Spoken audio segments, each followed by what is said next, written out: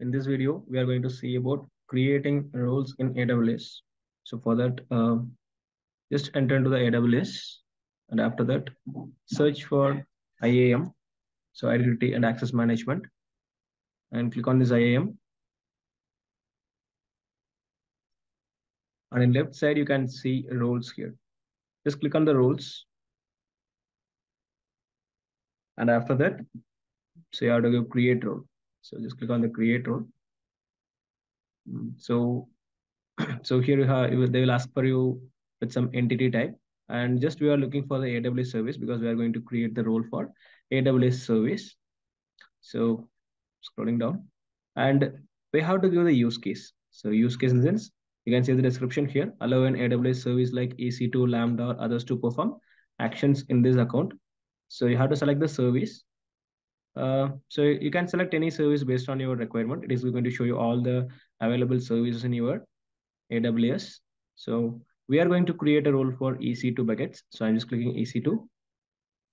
And in EC2, so these are some default roles that is available inside your AWS environment. And then EC2 role for AWS Systems Manager and Fleet role, Fleet auto scaling, Fleet tracking, stop instances, stop fleet, scheduled instances. These are some default things, but I have already created a policy. So for that, I'm going with just EC2.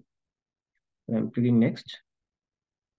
Then here it will show you all the policies. We have 900 policies, maximum or default policies. I'm going to search for the policy that I have created already. This S3 read policy.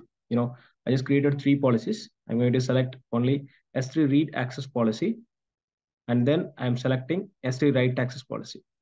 So I'm going to create 2 policies. I'm going to combine 2 policies, and I'm going to create a new role.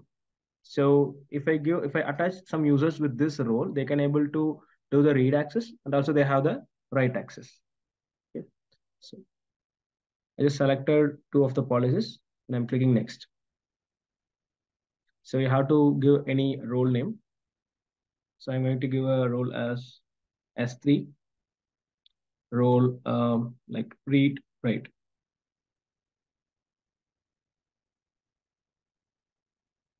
Okay. Description is something, it's not mandatory. I can give something. Okay. So we attached 2 of the policies, and now if it's required, you can give a tag. That's it. You can click on the create role. So it's creating role. The role is created successfully. Okay. So the role is created successfully. And you can see here, this is our role, S3 role read and write. So if you attach some user with this role, they can able to read and write the files in your S3 buckets. I hope it's clear for everyone. Thank you.